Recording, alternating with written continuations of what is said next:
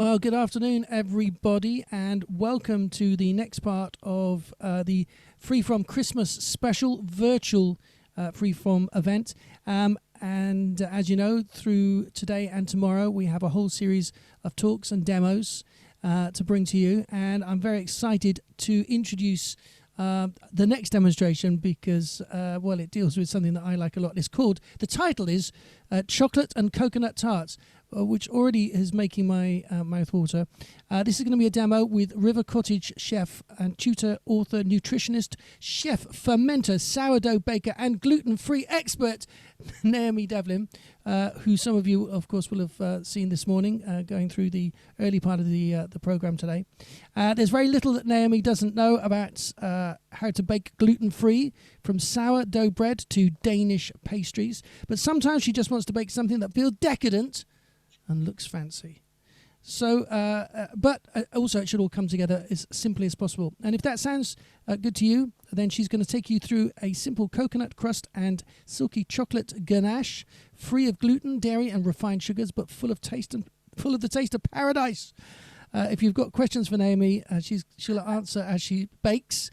You can put them in the chat box and I will ask her if she doesn't notice them. But in the meantime, I hand you over now to the fantastic Naomi Devlin. Take it away. I'm not sure I can even see the chat box. Look, I'll open it up. Hello, guys. And thank you for that amazing introduction. Oh my God, I feel pumped. I'm ready to go. It was just wonderful. So I'm going to do something very simple. I would normally, in a demonstration, I think, okay, how much can I fit in? I'm just going to go crazy. I'm going to do this and this and this. And I don't know if it's the new me, but I thought, I'm going to go dead simple. And actually, I think for you, this is going to be something that's really easy to make. You can kind of knock it up in a few minutes, really. And so particularly around Christmas, when you do want things that you just can make easily and just pop into the oven and relax and have a cup of tea, this is perfect.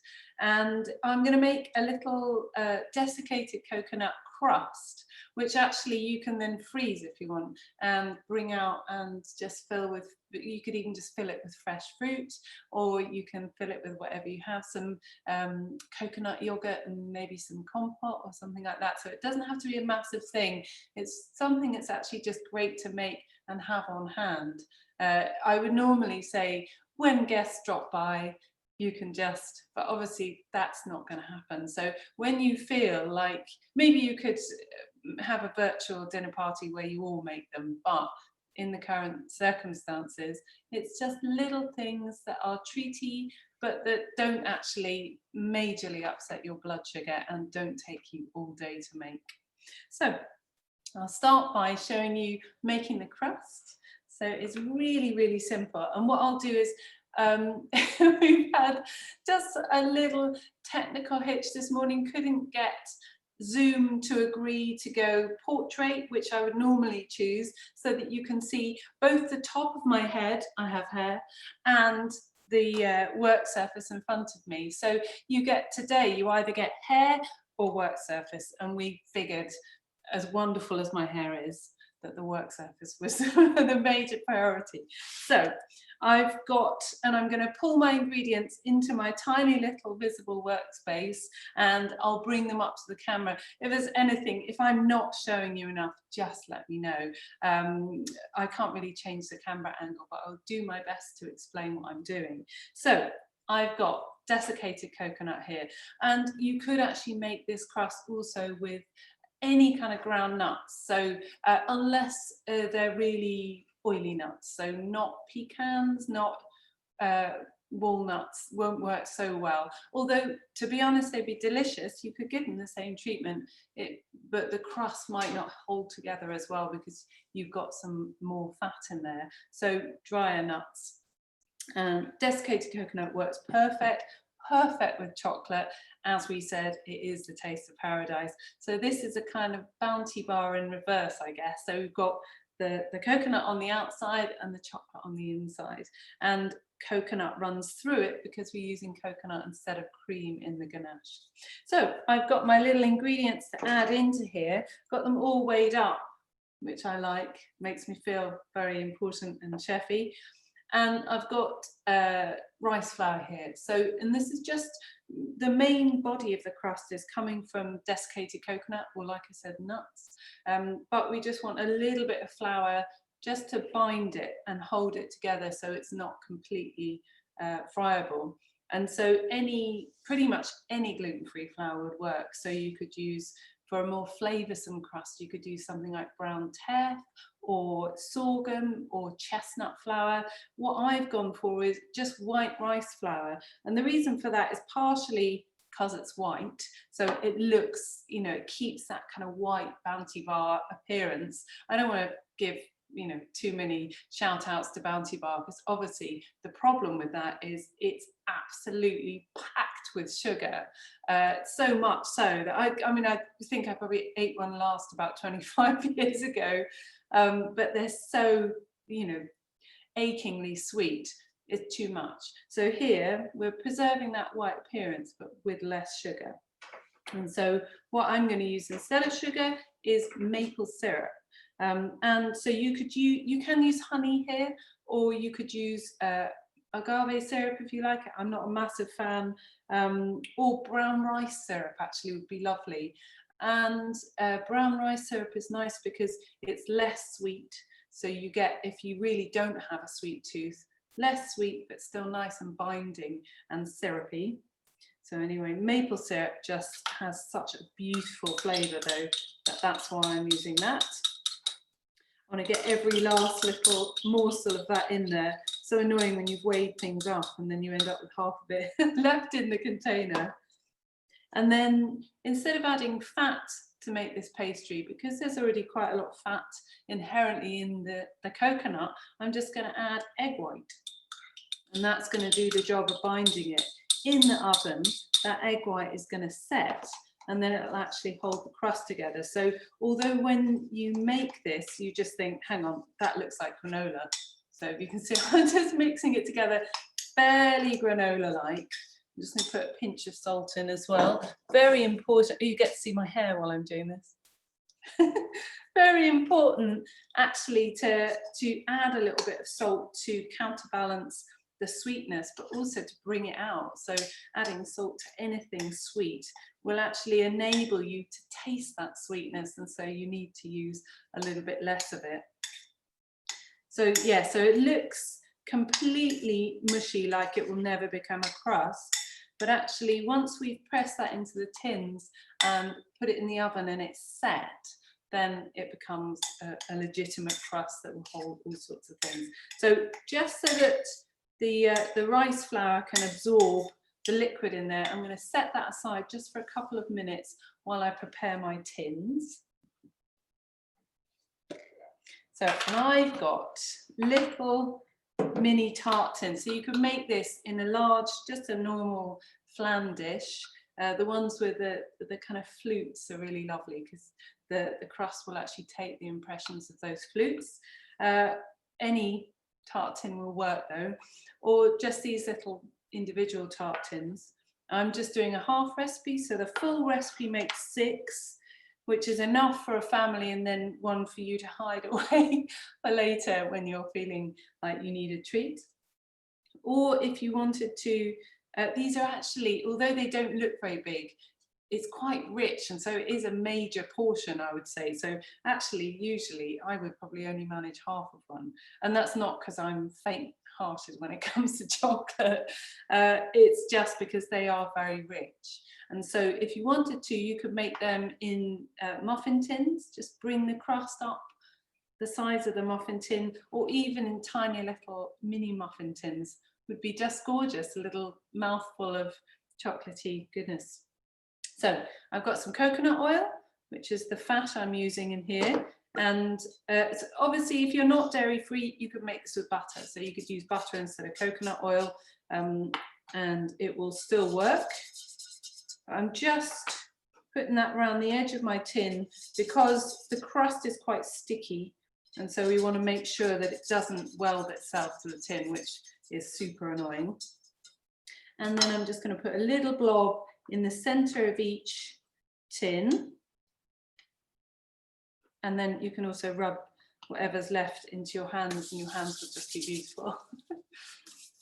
And then I've made some little cartouches, which are circles of paper, which we're going to put on the base. And I'll just show you how to make one. So we've got a square of paper, and this works for lining any tin. You don't have to do any measuring, or well, very light measuring, or and you also don't have to do any cutting. So you could use this for lining a quiche tin or anything like that, or a cake tin. So square of paper, fold it in half. It's a little bit like origami. Fold it in half again, so that you've got the open edges on the outside and the folded edges on the inside, and then keeping the folded edges uppermost, fold it into a little cone, and then put that, can you see this? Let me come back to where you can see it. There we go. So, and then you put this point in the center of your tin. I've turned my tin upside down, and then just form a crease around the outside of the tin where the paper folds over, and then you've got this natural crease here. Just reinforce that, and then literally just tear along that crease, and you will have a perfect circle. There we go. Ta-da!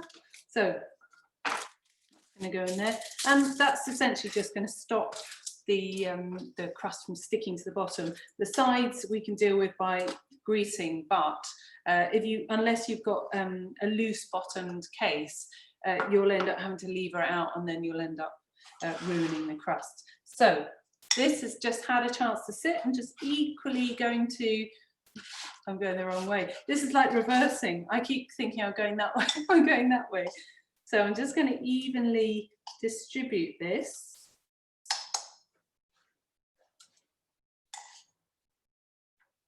I'm pausing. If at any point you want to jump in with a question, feel free. I think the other people who have been demonstrating, it's very rare that you actually take breath and allow the host to jump in with the question. And I really, as I'm normally performing, you know, if you call it performing, but I'm normally demonstrating, and I kind of I really notice when I'm the host how much we feel compelled to just keep talking and talking and talking.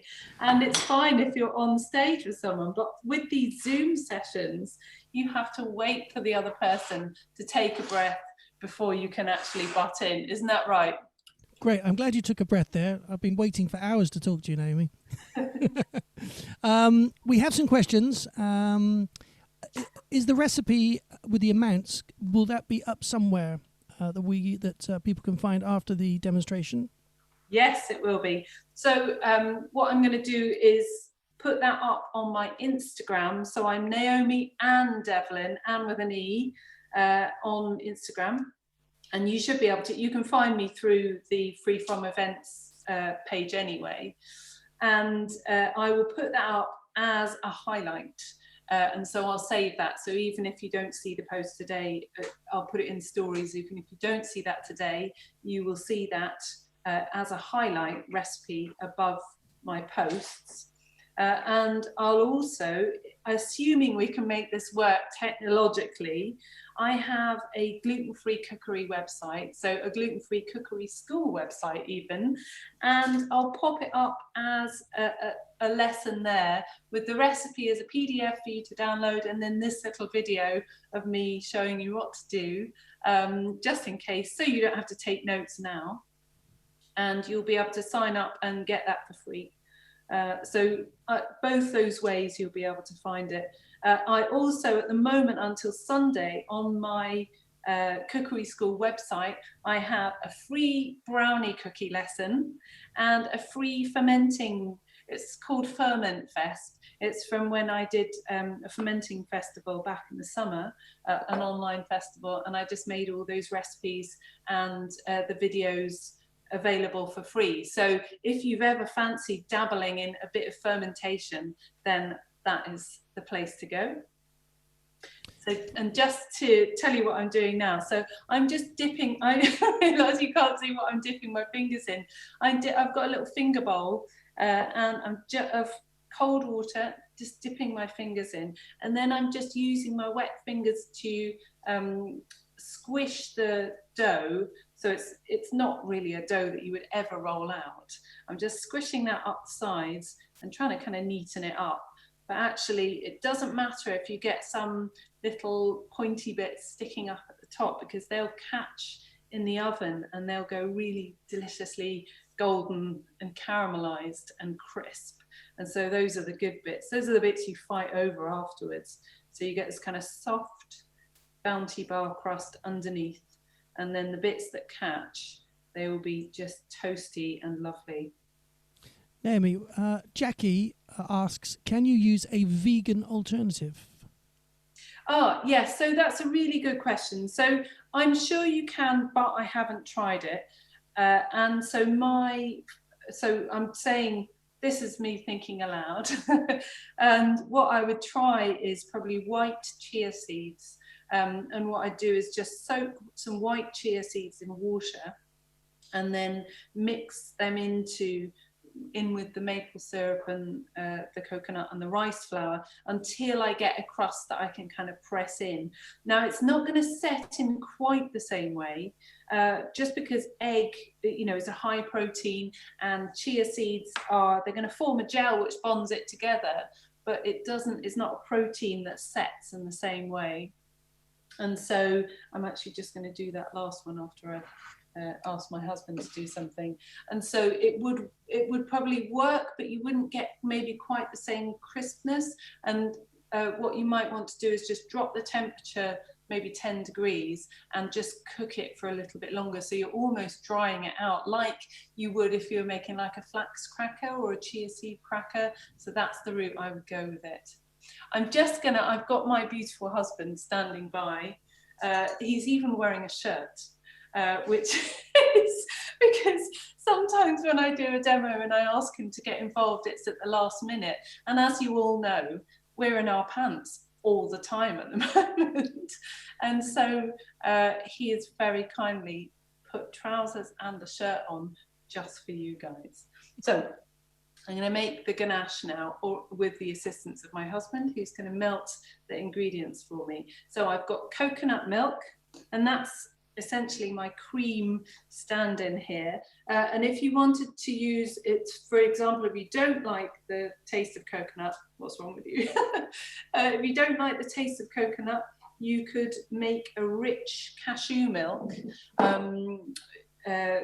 You'd want to make it richer than you would a standard cashew milk, which would be, I'm trying to think, which would be about 5% cashews. You want to go for like 20 to 30% cashews. So 20 grams of cashews in every 100 grams of liquid, to 70 grams of liquid. And then that would give you a much more kind of cream-like flavor and less of a coconutty flavor. I like coconut. And so I'm also, in order to mimic cream, I'm going to add fat. And I know it seems like coconut milk from a can is super, super rich. So why would you need to add fat? But actually, it's only about 20% fat. And we need to get up to about 40% for cream. So we need to add in some fat. If you're not a fan of coconut, or you want to use another fat, it needs to be a waxy fat. And that needs to be either coconut or, as Christine used in her demo, the cocoa butter, which actually is so delicious. If you haven't used it, it's definitely worth getting. And I don't know if there's anyone selling it in the Free From marketplace, but I know Chocolatier make an amazing white chocolate, which relies on that kind of creaminess of cocoa butter and the carameliness of coconut sugar. So delicious. I mean, I don't even like white chocolate, but I love that. There's something like, it's a bit like Caramac or something like that. So that's going in. More maple syrup, which is just going to sweeten it up. And the reason that I wouldn't normally add maple syrup or any sweetener to a ganache, because I'd be using a sweeter chocolate, but because we were going for refined sugar-free, I'm using unsweetened chocolate. In fact, to be completely honest, I'm using 90%. So that's my eating chocolate that I have every day is 90%. But you can get like Willie's cacao, which is unsweetened, but it needs to be whole, like a chocolate, a solid chocolate, but without sugar in it. And so you need to have some form of syrup or sugar in the actual ganache in order that it doesn't taste like just bitter horrid, but also you need that in order to avoid it splitting. If you don't, that's my husband. If you don't add, he's dying of shame. If you don't add something sweet, then actually the ganache will split. So this is just helping that not to happen. Here you go, my love. Oh, okay. So I'm just going to finish doing this. I'm going to pause for breath now. Well, whilst you're pausing for breath, Naomi, we have another question. Donna asks, what alternative would you use for non-egg eaters? Aquafaba or flax egg, maybe? Oh, so that's a repeat of the first question. Is it? Well, the first question was vegan, and which is it's already dairy free. So to make it vegan, you just have to cut out the egg. And okay. What I said earlier is I would try that. I would try chia seeds instead of. You could use aquafaba, but the problem with aquafaba is that it's very wet. It's essentially bean water. It's a hydrocolloid, so it works. A hydrocolloid is carbohydrate rather than protein. Egg is majorly protein, and that's what you're using here, is that the protein sets in the oven. And so if you use something like aquafaba, it really works where you want to have like a beaten egg, so something like a meringue or in a cake, where you do actually want quite a lot of liquid in there. And in this one, I would go for something that's really nicely binding, like linseed. So you could use ground up linseed actually in the you could grind up some linseed and just add it in with the coconut, or you could, if you wanted to keep that lovely pale texture, pale colour even, you could just use white chia seeds that you've soaked, and then drain off the liquid. And what you'll find is the chia seeds make a kind of gel, and that will be what you will use to set the crust. I just need to get these put in the oven, so I'm going to involve my husband again. I've given him 2 jobs, which is a major ask. So these, can you see I've if I bring it up to the camera, let's see, yes, you can see. So I've literally just pressed it all down, pressed it up the sides, and then that's going in a 150-degree oven, and I have no idea what that is in Fahrenheit. If someone can help me out with that, that'd be great. And that's going in for about 12 to 14 minutes, so we should just have enough time to cook them, and I can fill them while they're still warm. And what I've got in the oven is I've got a bake stone. So I always have a bake stone, or like a pizza stone, in the oven. And what that does, particularly with gluten-free crusts, is what you'll often find is that because they need a lot more hydration than non-gluten-free crusts, that actually to have some heat coming through from the bottom as well as heat coming in from the top will mean that you get a nice crisp crust. And so I would just get one, put it on your Christmas list, you know, as a kind of a baking treat. I always thought, for years, I thought, oh, that's just, you know, it's a fancy thing that people have. But actually, I've really found almost with all bakes, it helps you get oven spring in breads if you're baking in a tin, and it helps you to cook pastry through. It really just kind of it maximizes your oven, makes it a little bit more like a wood oven maybe. Fascinating stuff. I'm learning so much as I'm just listening to what you describe. We've got a few more questions and a couple of statements. Somebody called Hannah says that her daughter doesn't like coconut, but she's going to make them anyway because that way she gets to eat them all herself. It's really good. Well, if she doesn't like coconut, then again, I've got coconut oily hands and I can't open this. Would you just? Thank you. He's so useful. Thank you, and strong. So you could you could use another nut milk, just make it richer. So even if you have like ordinary nut milk, I'm just putting some vanilla paste into my mixture that we've melted, and then I'm adding my chocolate in. Let me pull this back so you can see what I'm doing. I'm coming over here. This is ridiculous. So I'm just going to add my chopped chocolate in there, 90%. So yeah, so I would say that's amazing that she's going to make them anyway. I feel absolutely flattered.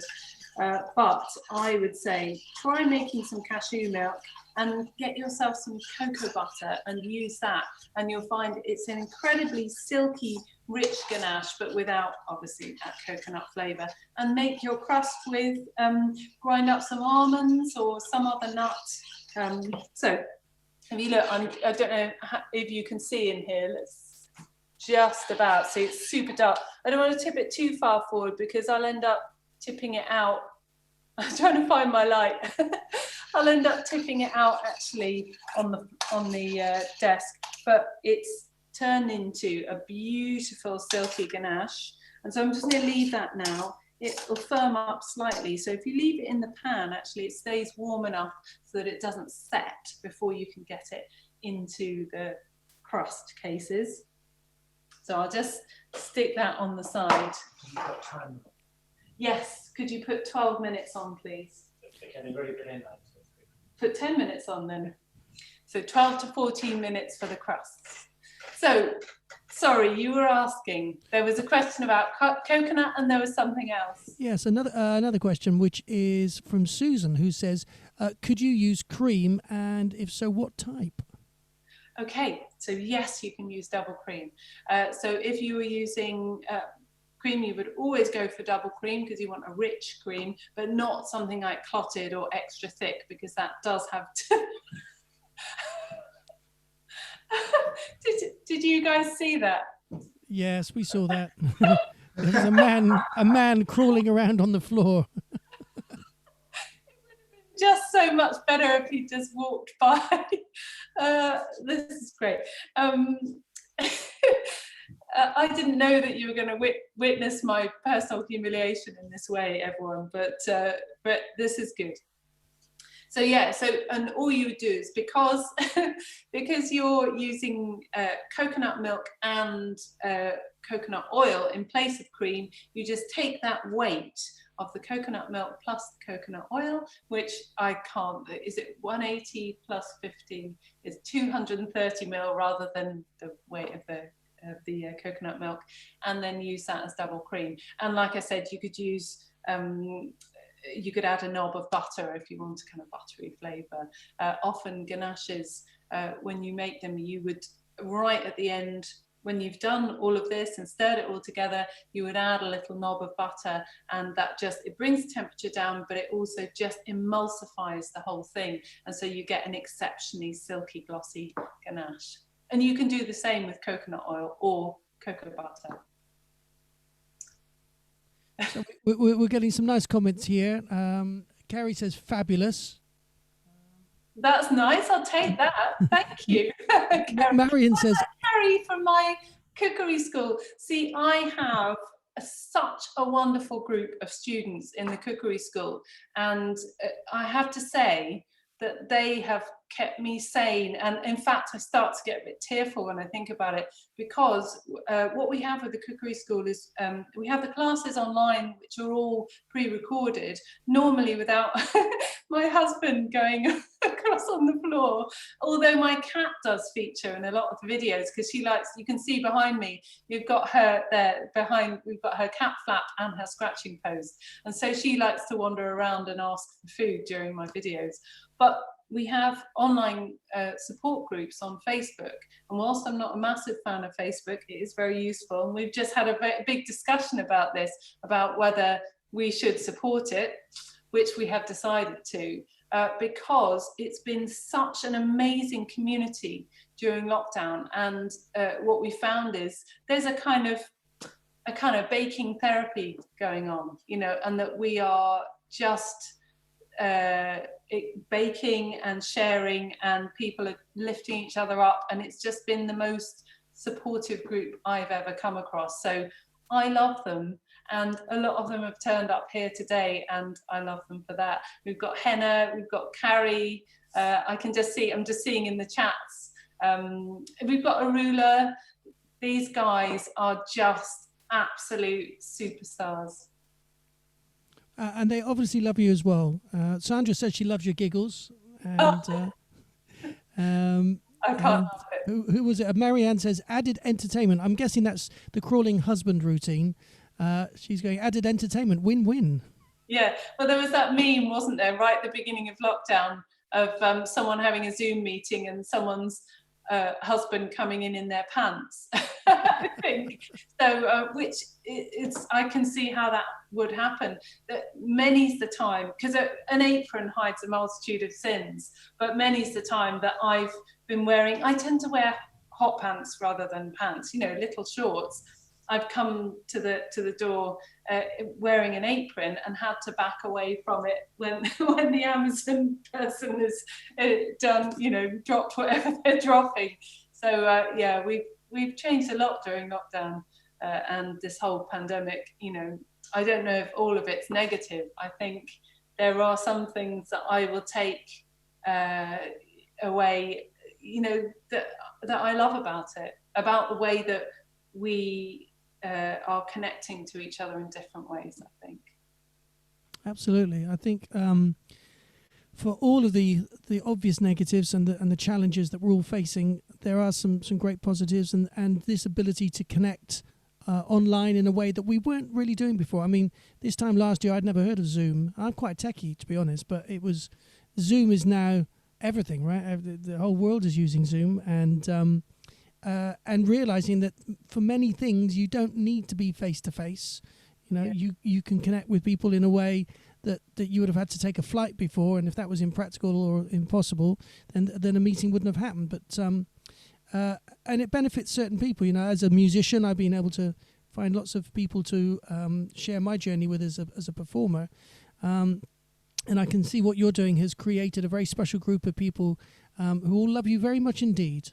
As Arula says, you are the best, Naomi. Oh, Arula, thank you. You're the best. I mean, all these guys are the best, honestly. Well, and it's interesting that thing you were saying about like collaborations and people that you wouldn't have got to contact.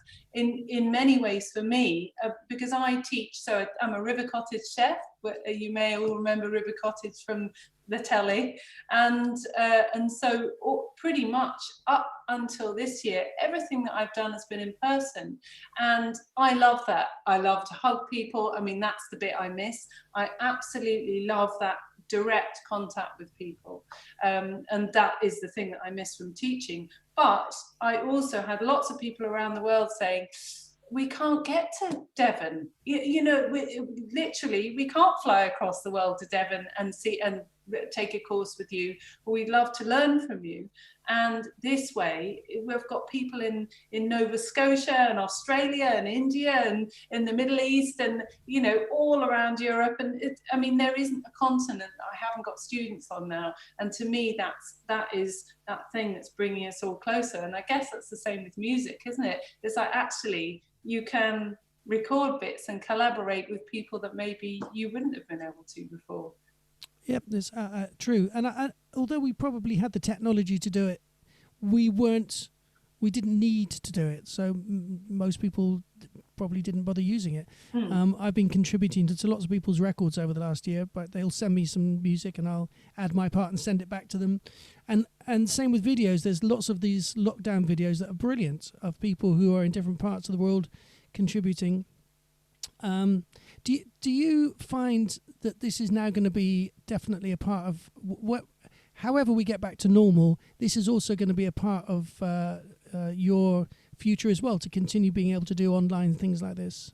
Definitely. So the thing for me has been that that I can share knowledge, and also people can watch and rewatch stuff, which makes a big difference actually. And what I found before was, because I was always teaching day courses, is that people would come and learn, have an amazing day and everything's weighed up for them, and they're like, oh yeah, and then they go away and they get scared to do it. And particularly with the sourdough, which is one of the things I teach, which is maybe once you're in the routine, it's just, it's like yoga, kind of Tai Chi or yoga or something, you're flowing with it. But before you start it, it can be very overwhelming. And so to have things you can watch and rewatch, and then a live group where you can say, does this look right? Or does this, I've left this out for 2 hours, is that right? That actually, that is the thing that means people do what they originally set out to. And going on a day course is a kind of essential experience, and is a wonderful thing to do. That I wouldn't say that I will ever stop doing that.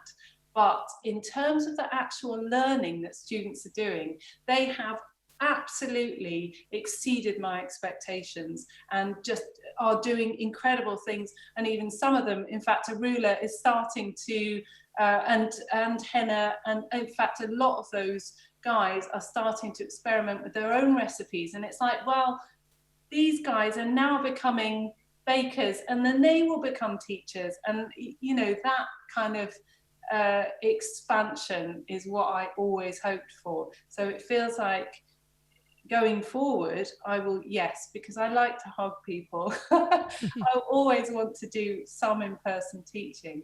But in terms of, for me, I'm not rushing up and down to London all the time. I was going, I was in Riga in February. I kind of, before lockdown, I was rushing here, there and everywhere and preparing for a whole summer of frantic traveling. And because that didn't materialize, what I've noticed is that I have a kind of inner peace that I didn't have before. And that was because I was doing so much prep all the time. And so this way, I actually get more time to do the important stuff, which is supporting the students, doing recipe development, actually doing the work and sharing it with people. So yeah, it's been incredible. Fantastic. I'm intrigued to know, what's the most difficult thing that you make? Is it the sourdough, or is there something more? Sourdough's easy. Sourdough's simple, but it's like what they say. There are some things, don't they, say that it's yeah. I'll say that, Henna. That don't take long to learn, but they take a long time to master. So you can make an average sourdough day one, but to become a master, you have to practice and become, you have to get to know the sourdough. But I would say the things, the tart cases need to come out.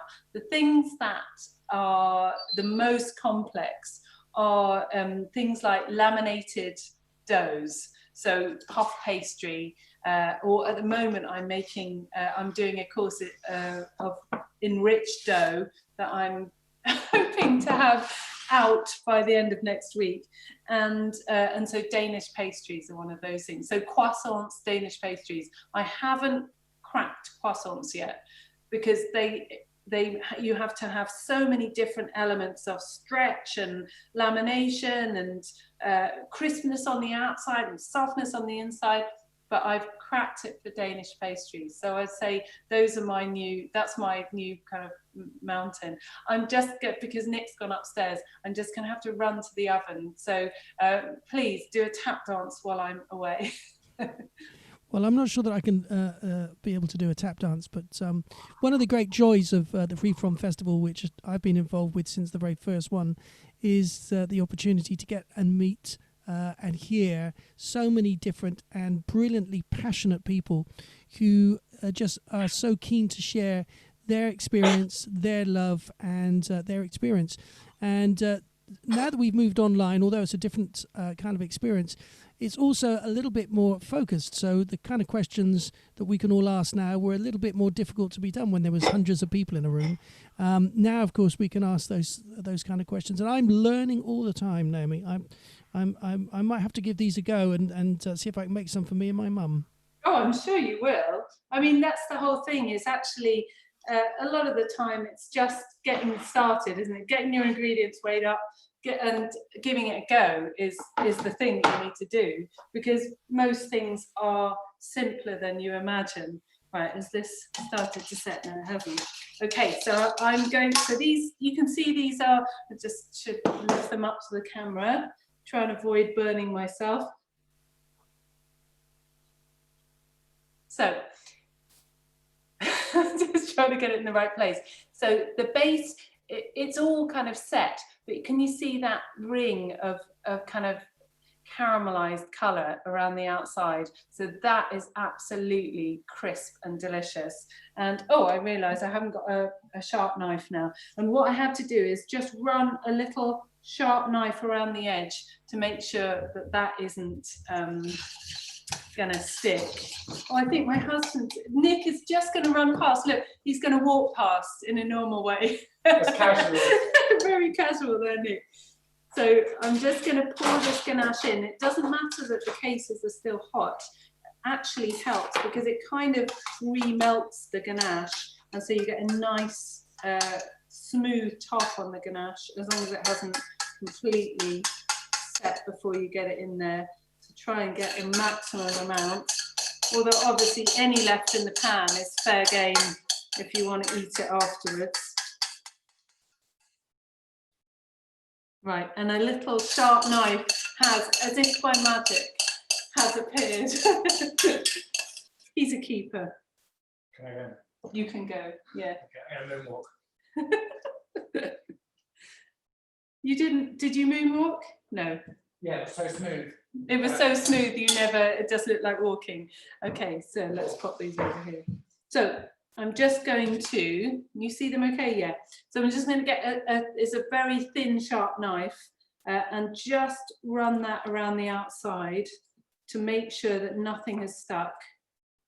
And on this one, it hasn't, which is great. And so these need to cool before you get them out of the containers.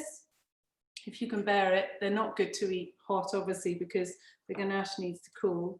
And so you can either put them into the fridge to get a really properly set, kind of like a truffle ganache, or you can actually just let them cool at room temperature and then eat them when they're still quite soft. So it's up to you. You can experiment with both kinds. And because they haven't got any dairy in them, actually they keep quite well. So I'd say they would keep, in terms of food safety, they would keep easily for a week. I can't actually guarantee that that's the case because they've never lasted that long in my house. But I hear that they do keep quite well, or I assume that they do keep quite well. And obviously if you made them with cream, you would, about 2 or 3 days, you'd want to think about eating them. If you kept them in the fridge, they'd probably be all right for up to 5 days if you made them with cream.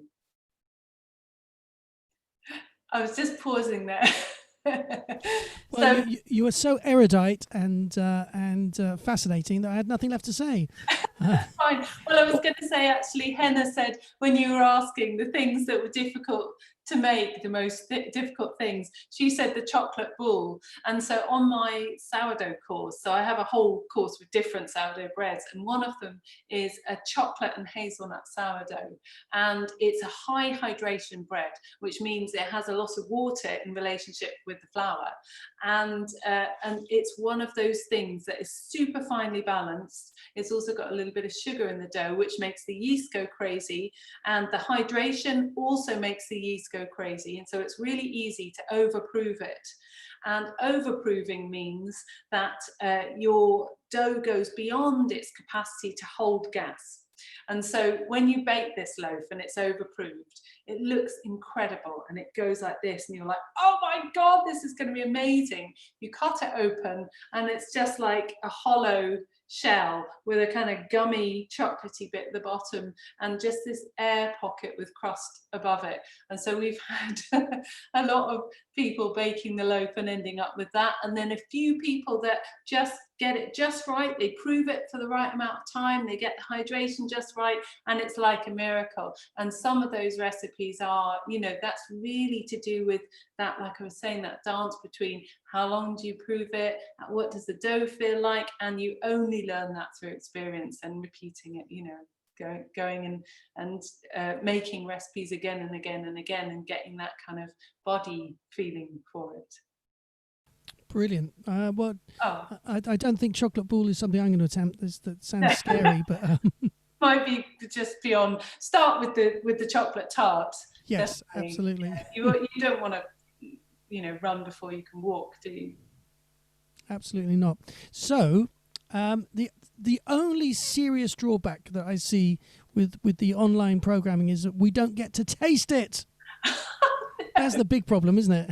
Yeah, it is. And actually that's the thing that, you know, with a lot of my courses, obviously at the end of the day you kind of slice everything up and you go, hey, have a bit of this, try this, and people get to see, you know, the kind of taste the flavors but also see the textures firsthand.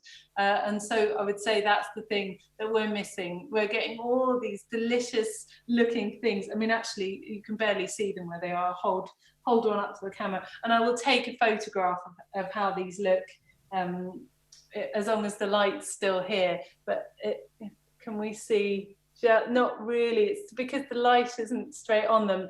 It looks incredibly dark, but actually it's got a sheen on the top, and then you've got that amazing caramelized crust on top. So I will take a photograph when it's cooled, and I'll pop that up on my Instagram. So when these are properly cooled and finished, you take them out of the bowls and you eat them like a cookie, or do you eat them with a knife and fork? Basically, you just slam it into your face and just kind of like that.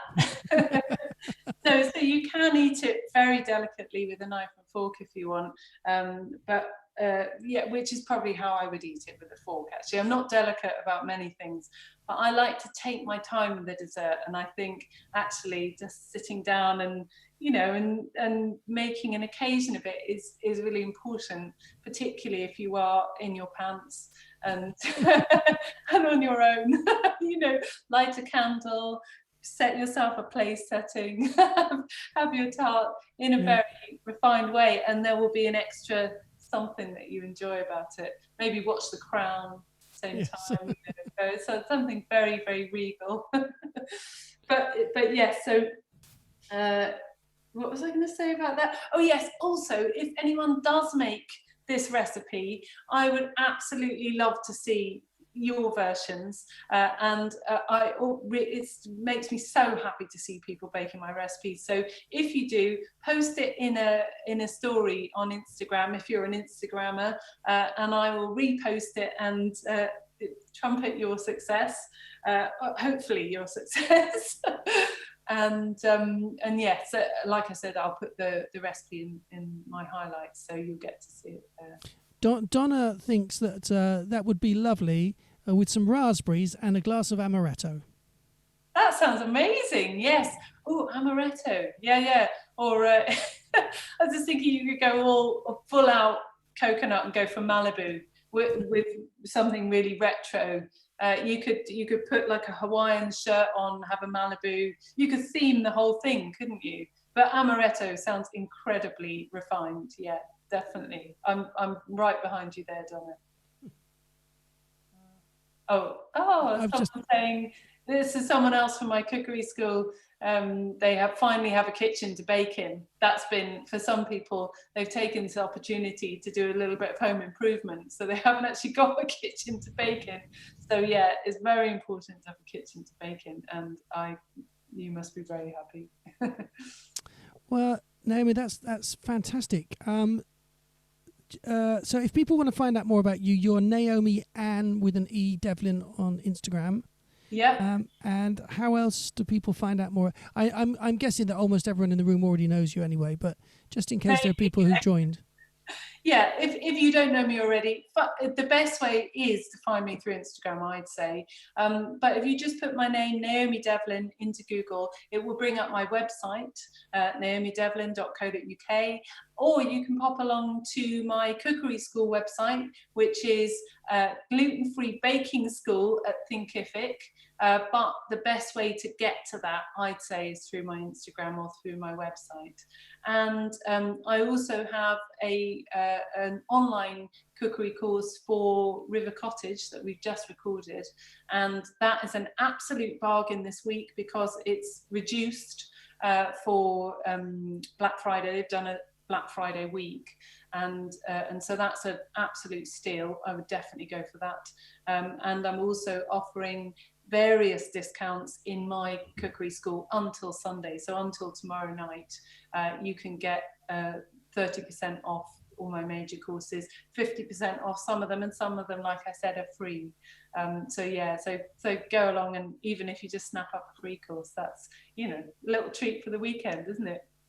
Absolutely. And are you working on any new recipes and new projects? I definitely am, and all the students who are in the chat will know I'm working on my enriched dough course, which is puff pastry, Danish pastry, pastéis de nata, which is those amazing Portuguese custard tarts, which are just delicious, and babka, cinnamon scrolls, all of those things essentially that you want to make for Christmas, all of those treaty, delicious, enriched doughs, whether it's breads or pastries.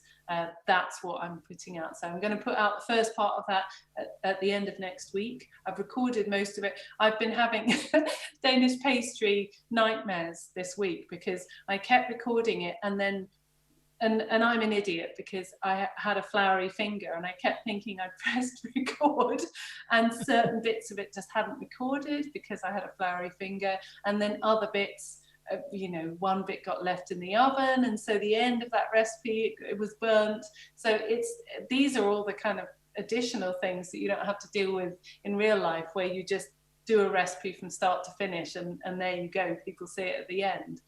So yeah, my neighbours have been saying, what are all the lights on in your house? And I've got all these kind of studio lights blaring night and day.